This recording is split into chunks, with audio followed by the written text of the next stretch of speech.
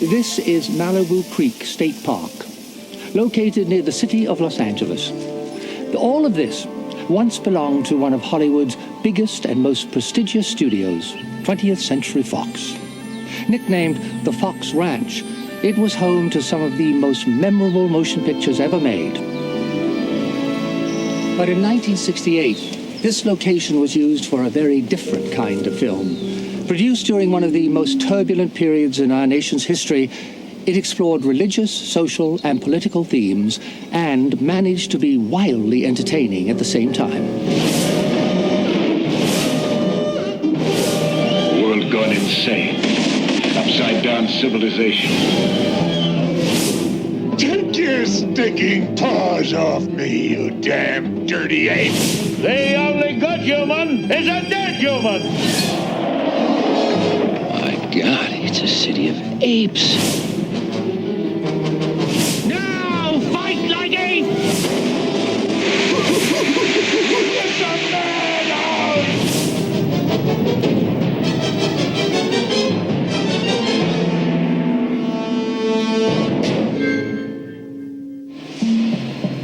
Planet of the Apes spawned 4 sequels, 2 television series, and a mountain of merchandise. It became a cultural phenomenon.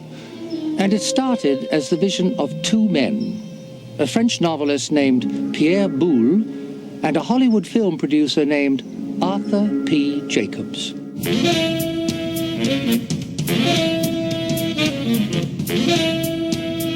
Born in 1922, Arthur Jacobs began his career as a messenger at MGM in the 1940s.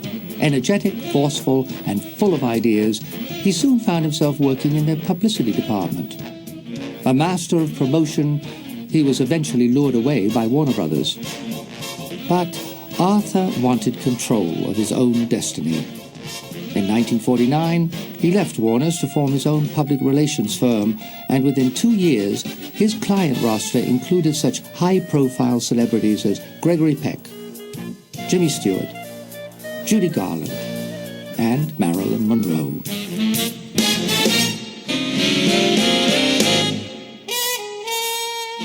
It was Marilyn who helped Jacobs make the transition from publicist to producer in the early 1960s. She agreed to star in a film he was developing called What a Way to Go. But before production could begin, Marilyn Monroe died on August the 5th, 1962. Arthur had lost his star, but not his determination. Hi, folks. In case you didn't know it, that's a girl. All girl. Yeah, Shirley MacLaine. Jacobs got his movie made. What a way to go. The film became one of Fox's top moneymakers of 1964. Arthur's reputation as a skillful, creative producer was assured. Just after the film's release, Fox studio head Richard Zanuck showed his appreciation by agreeing to finance another Jacobs project called Dr. Dolittle. Starring Rex Harrison, the film featured original songs, dazzling special effects, hundreds of extras, and a large supporting cast of trained animals. First film in which a human being, myself, actually talks to animals. It was during Doolittle's lengthy pre-production phase that Arthur approached Zanuck with an idea for another motion picture. It too played with the concept of talking to the animals, but in a much more serious way.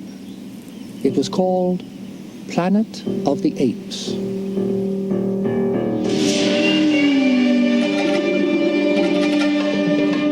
In 1963, Jacobs had acquired the rights to a novel entitled Planeta des singes, or The Monkey Planet, by one of France's most acclaimed authors, Pierre Boulle. Planeta des singes told the story of 3 astronauts who travel to an alien world where man is a primitive beast, dominated by a race of super-intelligent apes. Jacobs read the book shortly before its official publication and quickly purchased the screen rights. He felt that the concept would make for a visually intriguing, highly original motion picture. But Boulle disagreed. He considered the novel one of his lesser works with no potential for screen success. During the next few months, Jacobs commissioned a series of sketches depicting his concept of the ape's strange alien world. 7 different artists worked on various concepts as the story evolved. He prepared a merchandising book for Planet of the Apes like nothing I have seen before or since. It was about 130 pages of ideas. And that's what Arthur was. He was an idea man. And he was marvelous at it. Jacobs also contacted Rod Serling, a prolific writer most famous for his highly acclaimed Twilight Zone television series. Intrigued by Boole's novel, Serling began adapting it into a screenplay, but the challenge proved harder than anticipated. After nearly a year, he completed more than 30 drafts. With paintings and script in hand, Jacob spent the next year pitching Planet of the Apes to all of the major studios. But everywhere he went, he was met with the same response: no. Rejected and ridiculed, Jacobs reached back to his roots as a publicist. He knew there was only one thing that got Hollywood executives excited about a project: a star.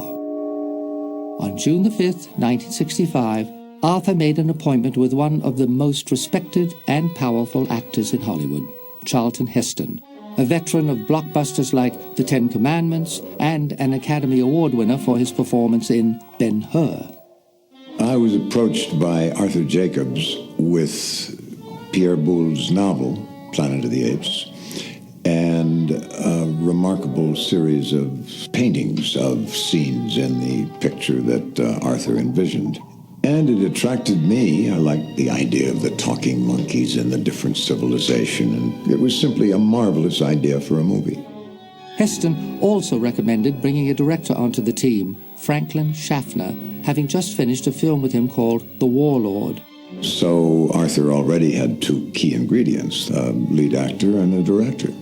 And he would go from studio to studio, and they would say, "What are you talking about? Spaceships? Talking monkeys? You're out of your mind. That's Saturday morning cereals. Get out of here." The reluctance of studio executives isn't hard to imagine. Looks like the real thing. Up to that time, actors in ape costumes were more often found in low-budget B pictures and tended to be more laughable than believable. But despite the obstacles, Jacobs persevered. Finally, Richard Zanuck, who was then running Fox, having just taken it over from his father, said, let's have a meeting on this. I'd made a picture or 2 with Arthur at that time, and we signed him to a multiple picture deal. So he presented the script, which needed a lot of work, with these sketches, and gave me a small pitch on it. And I read it over the weekend and was captivated by it. But I had some reservations.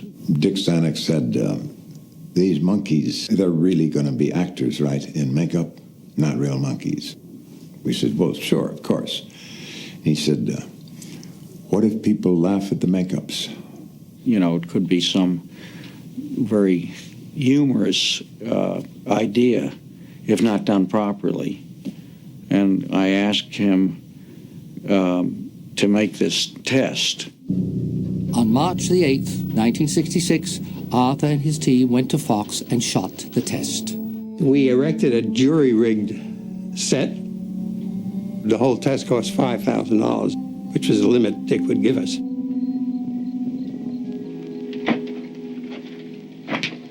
Good evening, Mr. Thomas. Feeling fine, I hope? Considering I've been kept in a cage for 6 weeks, I'm fine, yes. Good. The test featured Charlton Heston and Hollywood legend Edward G. Robinson as the orangutan leader, Dr. Zaius. Man here is an animal. Man here was an animal. He had no civilization. He wore no clothes. He thought no thoughts. He spoke no language. Just a few feet from this tent, you found a cemetery. built and filled by a civilized race. A race which, according to you, never got beyond a crawl and a couple of grunts. You found more than a cemetery, Doctor. You found a question. Which came first, the chicken or the egg, the ape or the man? Dr. Zayas, you'd better take a look at this. We found it in some kind of artificial shaft.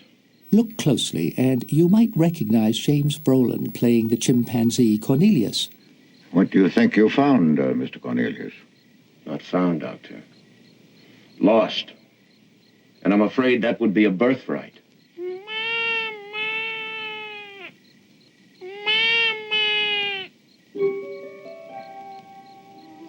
They had a language. While we swung from trees, they had a language. You're right, Mr. Thomas. We have uncovered a question. Now we must unearth an answer.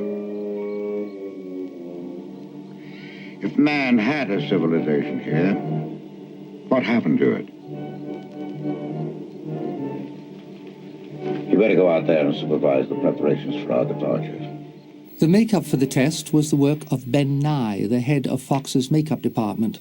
Although primitive, it did the trick. It proved that the idea could work. Wasn't laughable. After screening the test, Richard Zanner gave Arthur Jacobs the green light he had long been waiting for. Planet of the Apes would, at last, become a reality. Planet of the Apes was scheduled to begin filming in the spring of 1967, leaving the filmmakers with only 7 months to prepare, an uncomfortably short time for such an ambitious production. Although there was still some dissatisfaction with the script, everyone agreed that the biggest challenge was the ape makeup. Ben Nye's test had been a good start, but a makeup artist was needed with experience in prosthetics, lightweight latex appliances that could be molded and used for long periods of time. A call went out, and the man who answered it was John Chambers.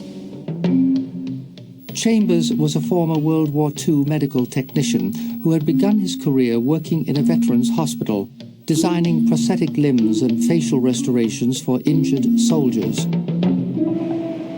In the early 1950s, he moved to California, believing his unique skills would prove a valuable asset to the newly emerging television industry. His skill with prosthetics soon put him at the top of his profession.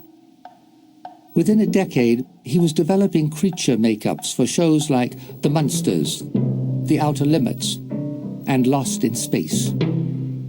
He even designed Mr. Spock's famous ears for the Star Trek television series.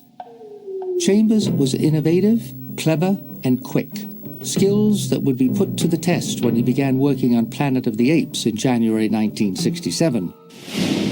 The task was formidable.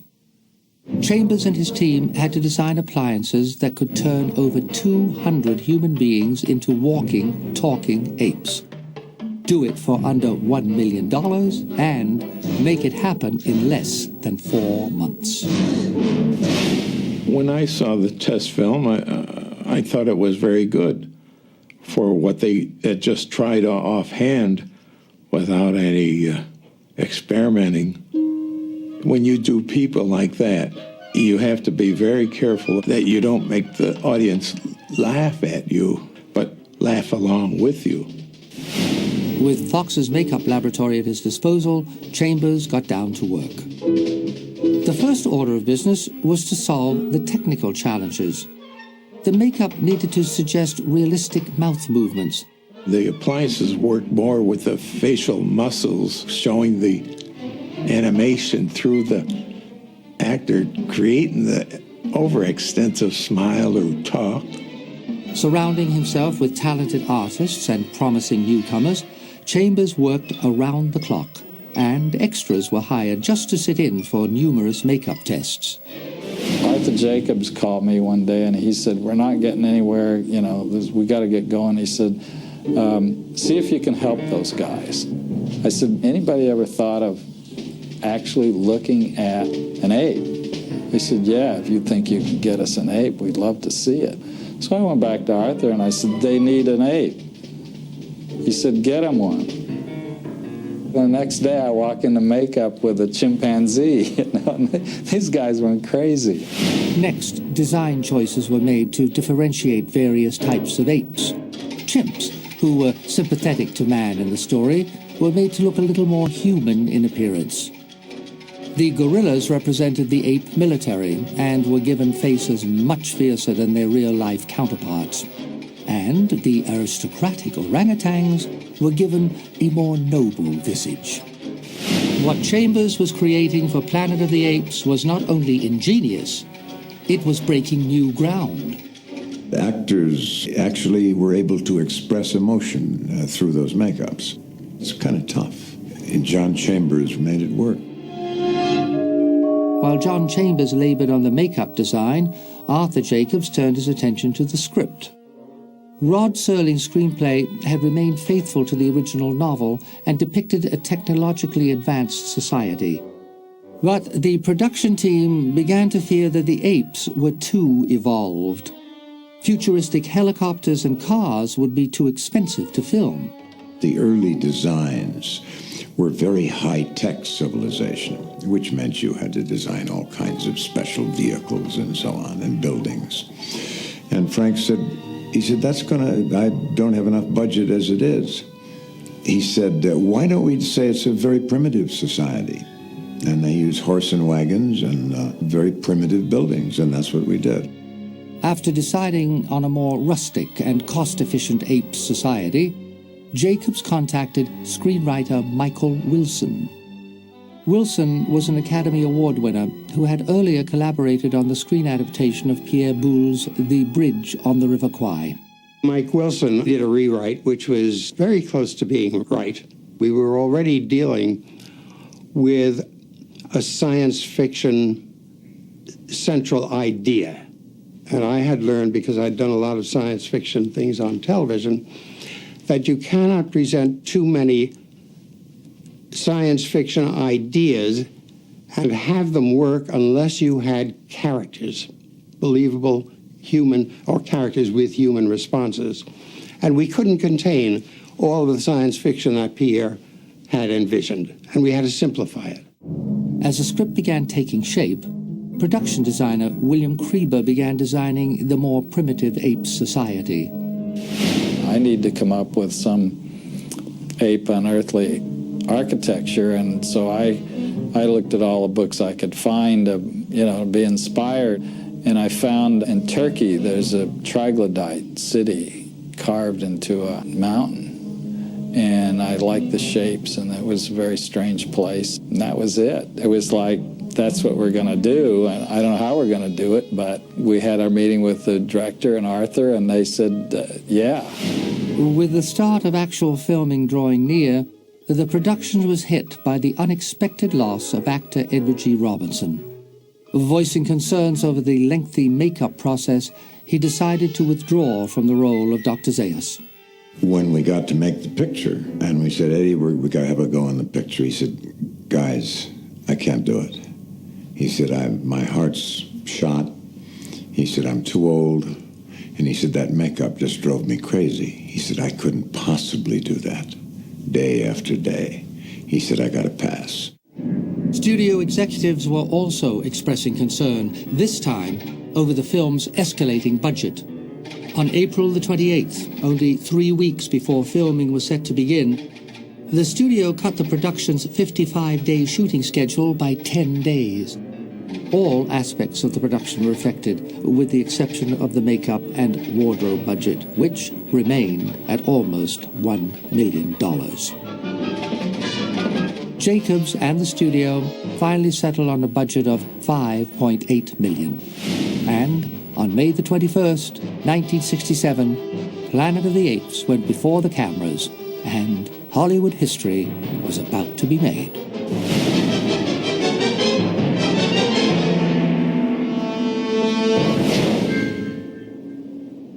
In less than an hour, we'll finish our 6th month out of Cape Kennedy.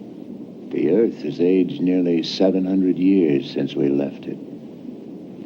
Our we've aged hardly at all. But seen from out here, space is boundless. It squashes a man's ego. I feel lonely. I leave the 20th century with no regrets. But one more thing. Does man, that marvel of the universe, that glorious paradox who sent me to the stars, still make war against his brother? Following a prologue establishing the character of astronaut George Taylor, the film's opening sequence depicted a dramatic spaceship crash.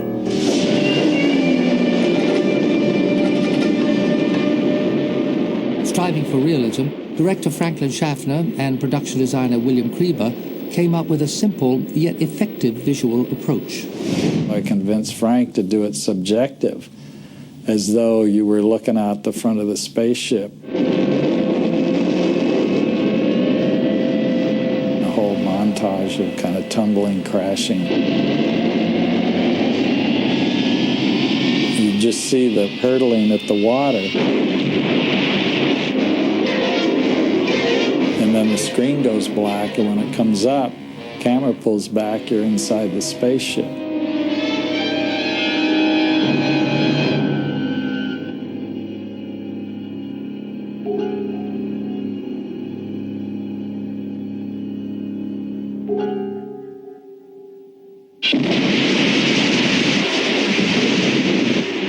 She's sinking! Dodge! Leave the atmosphere! To show the astronauts' escape from their sinking vessel, a full-size mock-up of the ship's nose section was constructed out of plywood.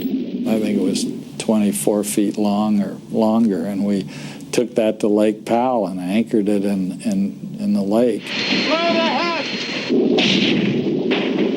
Abandon ship! So those scenes with the guys coming out of it, we rigged it all. They could get inside and jump off of it.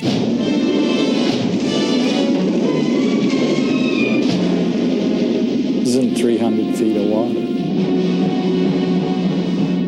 A miniature and a detailed matte painting were used for the shots of the sinking ship. Going.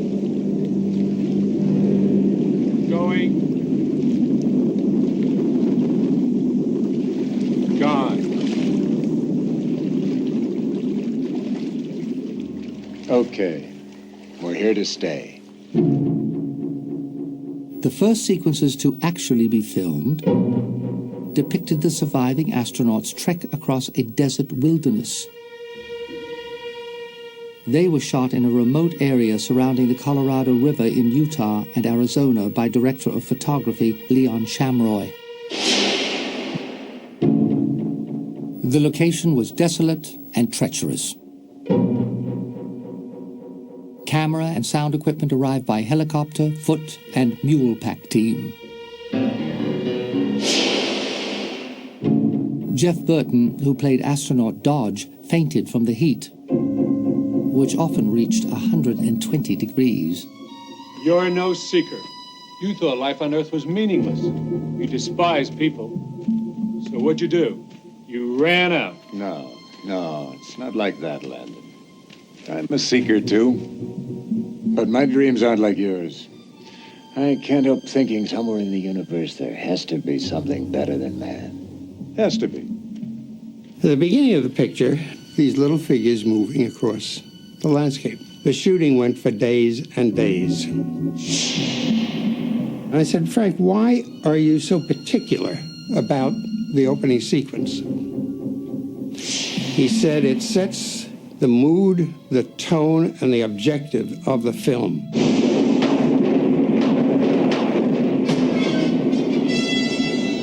We're going, we don't know where we're going. We have no idea of what's going to happen. Scarecrows? Let's see. And that sets the body of the film.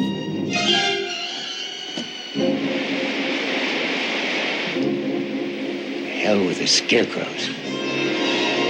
The majority of the filming took place back at the Fox Ranch, where this scene was shot.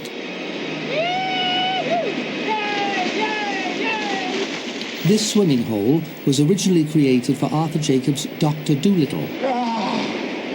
But the waterfall was enhanced for this production courtesy of 24 carefully hidden fire hoses.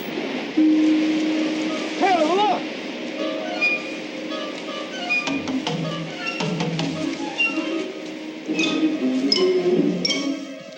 Obviously, the intent here was to show the astronauts from the touchdown very gradually going into the green area. They look more or less human, but I think they're mute. The logistics were tough. For example, we had to grow a field. Well, it turns out that the location we selected on the ranch was perfectly equipped to grow corn. This is the best they've got around here. In 6 months, we'll be running this planet. Franklin wanted the corn 6 feet high. We had like 10 weeks. We had sprinklers, going 24 hours a day watering it, and we'd fertilize the whole field with special fertilizer and, everything to pump this stuff up because of the amount of time we had. And about 3 days before shooting, we had 8 feet. So I went back to Franklin Schaffner on the set. I said, "Hey, Frank," I said, "we got the corn. It's going to be 8 feet." He said, "I said 6 feet." And I said, "What do you want me to do?" He says, "Mow it at 6 feet." And then smiled and puffed his cigar. And that was his sense of humor, He destroyed that field of corn. The cornfield hunt offered one of the film's most powerful and disturbing sequences. That sequence really had to grip you and convince you right away what you were going to see was going to be extraordinary, was going to be shocking, was going to be unlike anything you'd ever seen before.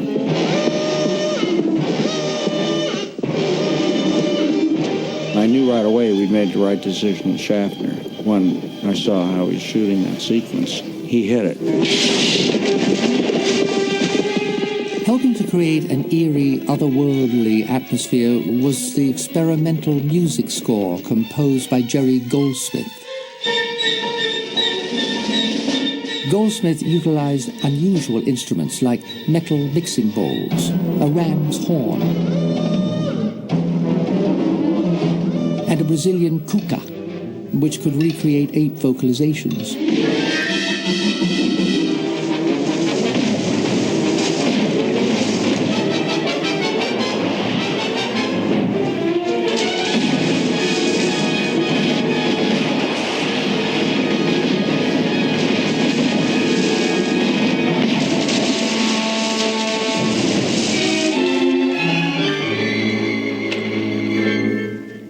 At the conclusion of the hunt, Taylor is taken captive.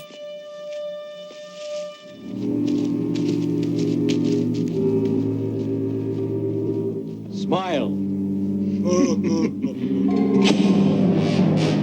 Now a prisoner of the apes, Taylor attempts to make contact with a sympathetic female chimpanzee named Dr. Zira.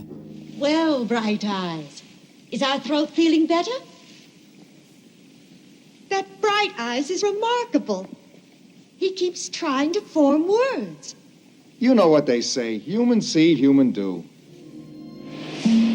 Zira was played by Kim Hunter, best known for her Academy Award-winning performance as Stella in A Streetcar Named Desire. My agent sent me a copy of the script, wanted to know what I was interested, should he pursue it? And I thought it was fascinating. Eventually it came through, and they flew me out to L.A. for the costume tests. So I figured I'd be going to the costume department, right? No, went to John Chambers' department. And I couldn't believe it, what we had to go through to get all of that on. It took about 5 hours the first time. Not only in appliances, but all the other stuff that went with it, the wig. We had fur on our hands and had to wear brown nail polish. The only thing that was not covered in some way or another were my eyeballs. We then, did tests in front of camera. People asked me a lot, as an actress, didn't it bother you that they couldn't see you? Well, they saw the character I was playing. That's all I care about. Julius! I loved the character, Dr. Zira. I told you what you'd get! Julius, don't hurt him! And I thought the script had much to say. Julius! Everybody seems afraid around those creatures that are different from us. Natural-born thieves, aren't they? Zira, as a psychologist, of course, was interested in finding out about them.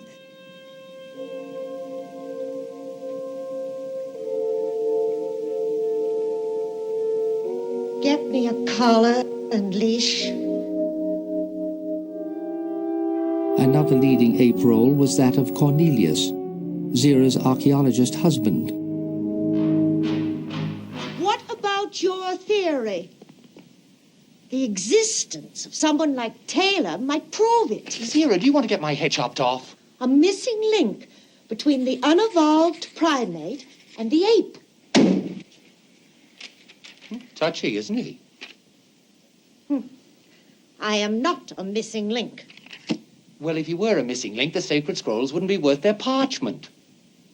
Well, maybe they're not. Oh, no, thank you. I'm not going to get into that battle. Arthur Jacobs personally offered me the part of Cornelius on a plane flight back from London. I accepted immediately, intrigued by the technical challenge of acting inside the elaborate ape makeup. I remember Roddy McDowell saying that the trick for acting behind those makeups was to overact with your face, then it would bleed through the makeup. If we didn't keep the appliances moving, they began to look like masks. Roddy and I got very used to making them move all the time. We were doing all kinds of crazy little things with our face all the time to keep them moving. Roddy and I had to kiss, and we had no sense of feeling. We had to really work hard to make it look as if we were properly kissing each other without squishing the appliances. Cornelius. Man has no understanding. He can be taught a few simple tricks, nothing more. To suggest that we can learn anything about the simian nature from a study of man is sheer nonsense. One of the pivotal ape characters in the film was Dr. Zayas, the elder orangutan statesman. Inheriting the role after Edward G. Robinson's departure was the noted Shakespearean stage and screen actor Morris Evans. People would say, why are you spending all the money on the actors? You never see their faces.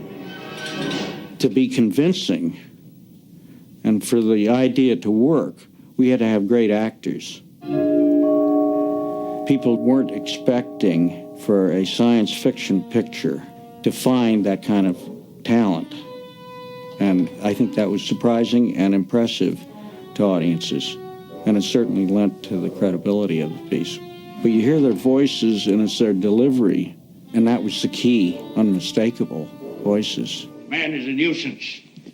He eats up his food supplies in the forest, then migrates to our green belts and ravages our crops. The sooner he is exterminated, the better. The role of Taylor was one of the most physically demanding of Charlton Heston's career. In Planet of the Apes, he's running around half naked half the time. He's getting beaten up by gorillas. He's burned, he's almost lobotomized, castrated, almost killed. Charlton Heston is not having his best day on the Planet of the Apes. If you look at a lot of Charlton Heston's earlier films, he's often playing these larger-than-life characters, and he's a tremendous hero and vision of strength. Well, in Planet of the Apes, all that's out the window. And the audience's point of identification changed. The Charlton Heston hero, who used to be counted on to win the day, all of a sudden is in a much more precarious position. So there's this sense of things aren't as secure and as stable as we thought they were. Actors are supposed to be able to accept the circumstances, the premises of whatever project they're doing. But it was a very unusual acting challenge. Painful. So I could run apparently barefoot. They had rubber booties that were molded to be feet, and that protected me from thorns. We were doing some stuff where I'm running through the shrubbery and people are throwing things at me. And I said to Joe Cannot, who doubled me, would you mind just doing these last couple of run-throughs? He says, no. I said, what do you mean? He said, you've been working all afternoon in poison ivy. And so I was. He said, you'll notice it tomorrow, and I did. Marker? Exhausted by the relentless shooting schedule and subjected to extremes in temperature, Heston came down with a bad case of the flu just before shooting this scene.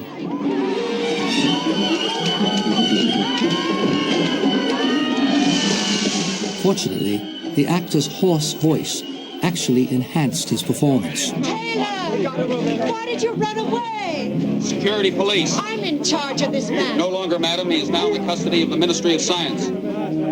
Take your stinking paws off me, you damn dirty ape!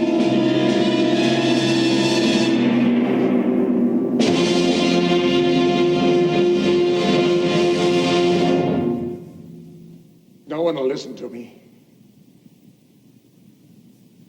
Only you. You. Nova. You. Nova. No. Yeah, me Tarzan, you Jane. The role of Nova, Taylor's mate, went to lovely Linda Harrison. Linda was a former beauty queen who had made an appearance in the original Apes test film, Azira. I was under contract at Fox, and I was also dating the head of the studio, Richard Zanuck. And he said, I think there might be a part for you in it. So I eventually got the part of Nova. Everybody that was involved in it, they all realized that I was a neophyte. I was like 21 years old, so they kind of took me under their wing. Since I hadn't done acting that much, I think I went instinctively with her. What are you doing? I thought about animal instincts. The way she would move and the way she would react would be more like an animal would react, more from fear. Where are you taking her? And it seemed to be what the director wanted. Damn you hairy scum! Shut up, you freak! Julius, you... I said shut up! It's a madhouse!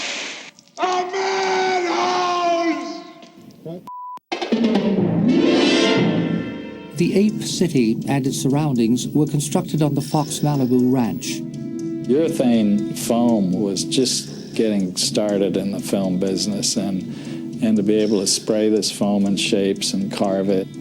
So we dreamed up a system where we would sculpt the building out of pencil rod metal and weld it all up, and then we would cover the building with cardboard and then get inside that structure and spray the foam against the cardboard and let it set up and then peel the cardboard off, so it left this sort of cement but in these odd forms. And I remember coming across an article by MIT a year or two later how they'd experimented and come up with this system, you know, and we'd already put it in the movies.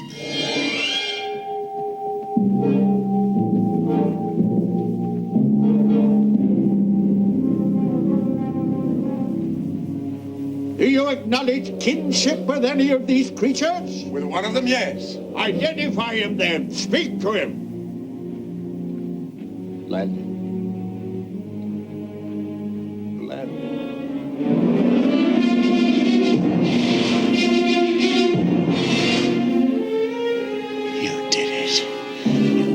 His brain, you bloody baboon! Come it! comparative to the makeup for the apes, there were other makeup challenges on this film. Take him inside! The small things, but I wanted to make sure they were realistic. For instance, there was this one astronaut. The apes took and gave him a lobotomy. I went to my medical histories and books of surgery, and I knew what the lobotomy scars looked like. Minor things like that, small but done right. But it was the ape makeup that created the biggest logistical problems. Up to 80 makeup artists, hairstylists, and wardrobe personnel were required for scenes involving as many as 200 apes. The number of craftsmen utilized resulted in other films throughout Hollywood being delayed due to the unavailability of qualified makeup artists. The principal actors got new appliances every day. So I taught everyone how to run the foam rubber. I had them working night and day for some weeks to run enough rubber, so we had enough to go around. Eventually, the makeup process, which had originally taken up to 6 hours, was streamlined to a mere 3. But I had people that I had trained in my laboratory, and it flowed just like an assembly line. They knew what they were doing. Actors resided in refrigerated trailers to preserve their appliances between shots. We had to be very careful.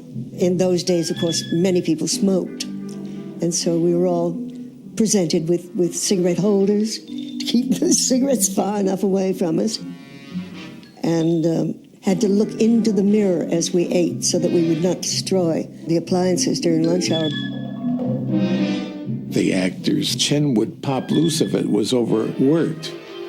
So we used to say when lunch would come, don't get any hard foods that you have to chew. Get milkshakes, soft foods. And when they'd come back from lunch, the lower chin would be laying down, and there was a sack in there, you know, space. And there would be peas and carrots in them. I didn't mind. It didn't take much time to put them back on. Many on the set began to notice another unusual lunchtime occurrence. There was kind of a self-segregation. The gorillas would all eat at one table, the chimpanzees would eat at another, and the orangutans would eat at another. I have no explanation for that whatsoever, but it was true. The gorillas sort of hung together, and the chimps did, and I didn't really talk to Morris Evans very much, as a matter of fact, while we were on the set together. And I knew him fairly well, but he was an orangutan, one of those others. The actors were never conscious of it. They just drifted to their companions, to the same groupings as in the film. Fascinating. Ironically, the issues of class separation and prejudice are one of the film's main themes. You promised to speak to Dr. Zaius about me. I did. You know how he looks down his nose at chimpanzees. The ape society is given a distinct class structure. The orangutans are the politicians. Learned judges, my case is simple. It is based on our first article of faith, that the Almighty created the ape in his own image. The chimpanzees are the scientists and intellectuals. I discovered evidence of a simian culture that existed long before the sacred scrolls were written. The gorillas are the laborers and the military enforcers. It was an allegorical device used by the filmmakers to make some pointed observations about human society. Why are all apes created equal? Some apes, it seems, are more equal than others. Michael Wilson himself said that the key point about Planet of the Apes was that it was more about the human predicament than about apes. And when Wilson started writing the final Planet of the Apes script, he brought much more of a political edge to it, reflecting his own experience being blacklisted during the McCarthy era. Question is, have you ever been a member of the Communist Party? You refuse to answer that question. Is that correct? I have told you that I will... All right, stand away from the stand. Fight for the Bill of Rights, which you are trying to destroy. This man away from the stand. My name is Taylor. Bailiff, silence the animal. Probably the best example of Michael Wilson's political perspective is the trial scene, where basically it's an inquisition that's held against Zira and Cornelius and Taylor. By your leave, Mr. President, this tribunal has not yet defined the purpose for this inquiry. At the very least, this man has the right to know whether there's a charge against him. The accused is a non-ape and therefore has no rights under ape law. Then why is he called the accused? Your honors must think him guilty of something. Let us warn our friends that they endanger their own careers by defending this animal.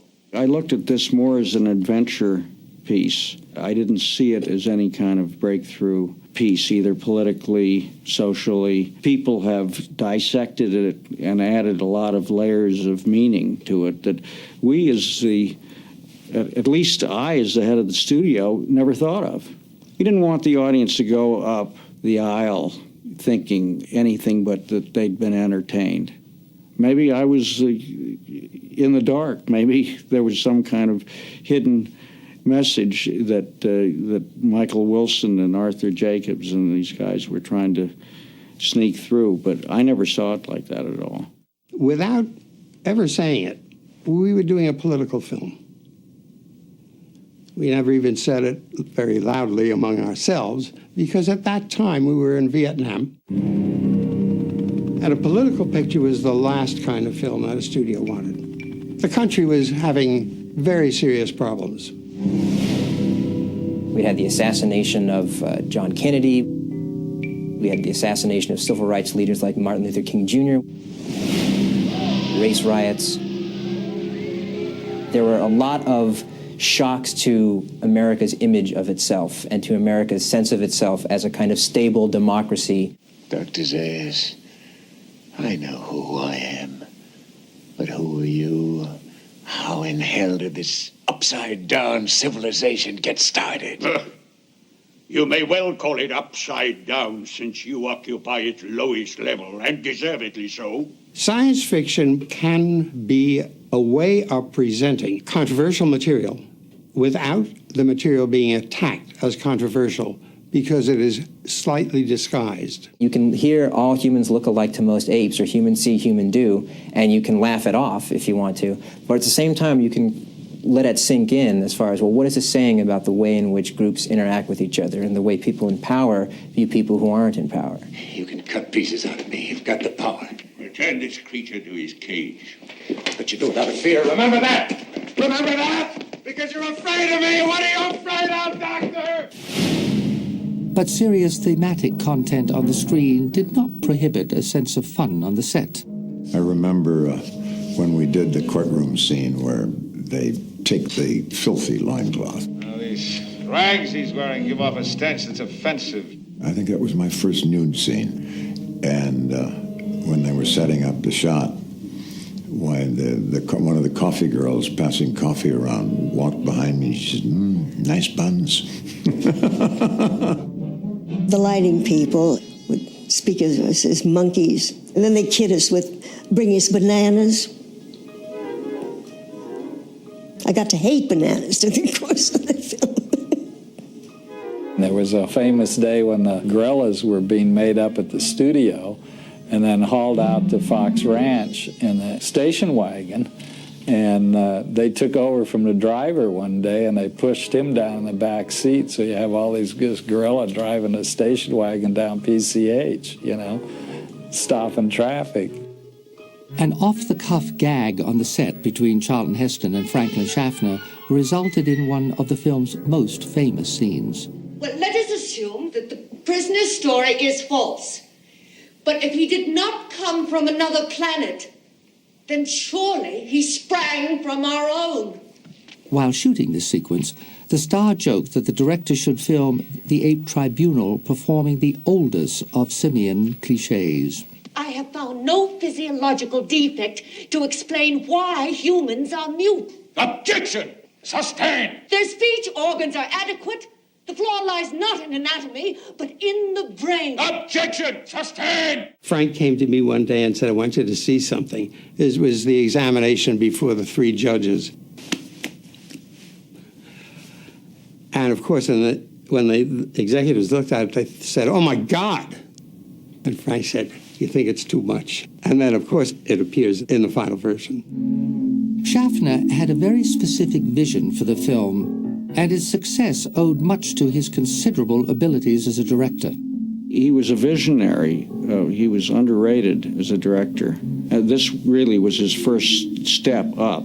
We took a chance, really, because he hadn't done anything. At least I hadn't seen anything that indicated that he could really give it the kind of scope and meaning. And that's what it's all about, really. I mean, there's a lot of guys that are technically competent but don't have a real vision or enthusiasm. But he did.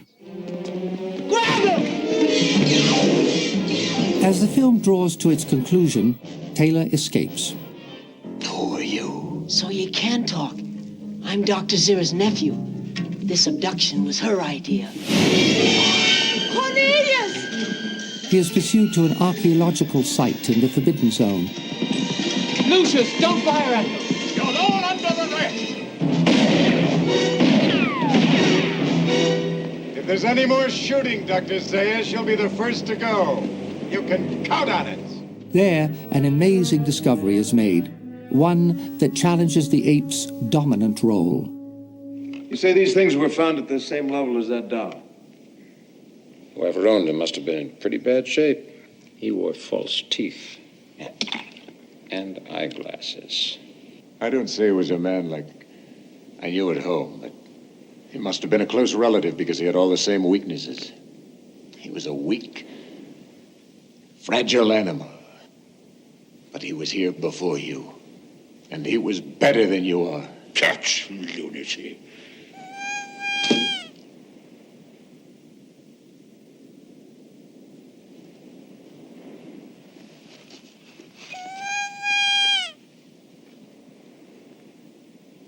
Dr. Zayas, would an ape make a human doll that talks? It was a conflict of civilizations, if you like. What interested me particularly about it was the dichotomy of Taylor's character.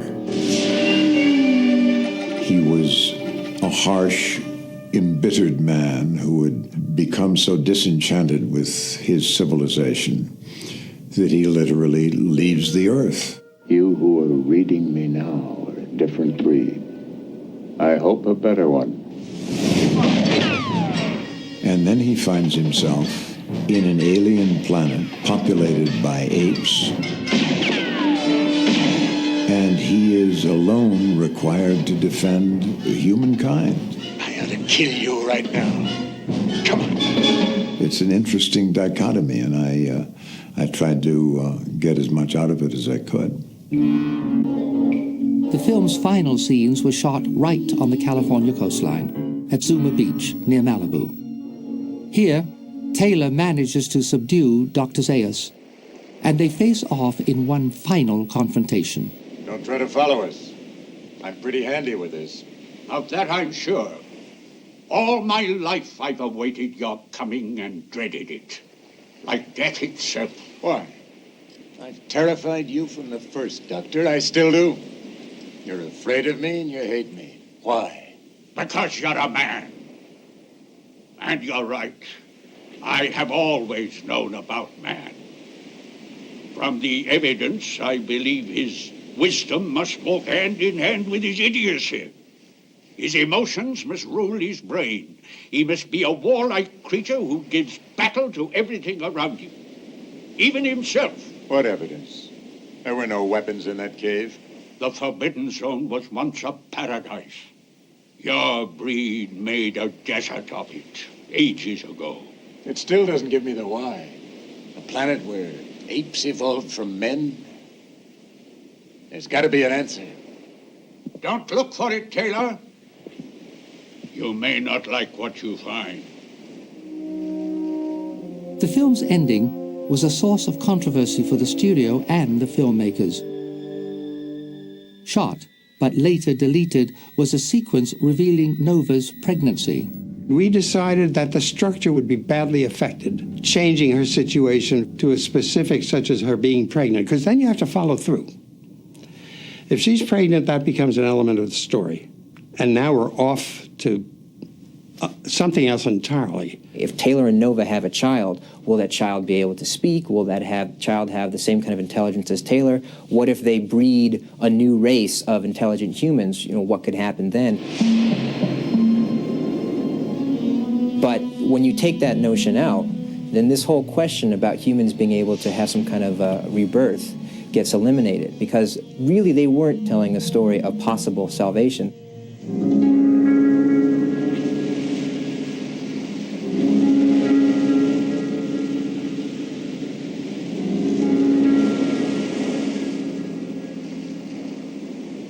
The ending that was ultimately used had its genesis in one of Rod Serling's early script drafts.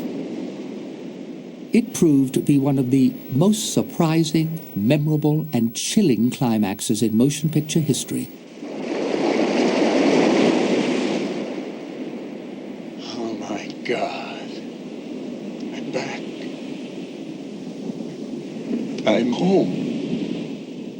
All the time it was... We finally really did it. You maniacs! You blew it up! Oh, damn you! God damn you all to hell!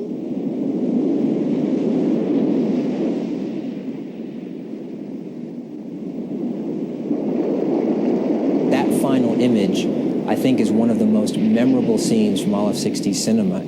The American hero is standing in front of this fallen icon of American expectation. And it really speaks to this sense of all America's aspirations, the self-image that we had as defenders of liberty and the beacon of hope.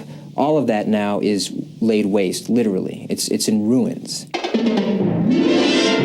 It was really designed not to send a message, but to throw in a big surprise from an audience standpoint. So they say, oh, my goodness, look where we've been all this time. The haunting image of a decayed Statue of Liberty entails some interesting technical challenges. We found a location at the end of Zuma Beach, which is about the right scale, and it had rocks with moss on them on the end of the beach that looked kind of like disintegrated bronze or whatever. So we integrated those rocks with the base of the statue, which was a painting by Amo Kosa, who was chief matte artist at the studio. And Frank was lamenting that he just didn't want to cut to the master shot. He wanted to introduce the statue, but you don't know what it is. And so I had envisioned, being up on the bluff on a dolly track and shooting down over the foreground miniature. And what it entailed is building the head and the torch 1/2 full scale. I had the grips build a tower 70 feet high to get the right perspective. Leon Shamroy was the cameraman, and Leon was close to 70. And he looked at this 70-foot tower, and he says, I'm not going up there. So he didn't go up there. And the first assistant director was had acrophobia. He wasn't going up there. And Frank just handed me the megaphone. He says, you build it, I'll meet you at the top. So Frank and I went up and made the shot. The rest was history. Shooting was completed on August the 10th, 1967, with the production coming in on time and on budget. Charlton Heston. The world he finds out in the galaxy will challenge every idea you've ever had of civilization. A planet where man is the lowest order of living things, and the superior beings are apes. Planet of the Apes had its world premiere on February the 8th, 1968. It was a box office smash, grossing over $26 million and reaching audiences of all ages. They build the cities, make the laws, the gods. Adults responded to its intelligent script and first-rate performances. Man has no understanding. Children thrilled to the film's adventure and fantasy elements. 20th Century Fox transforms the motion picture screen into Planet of the Apes. The film also found favor with critics, who praised its uniqueness, timely political commentary, and entertainment value. Planet of the Apes, beyond your wildest dreams.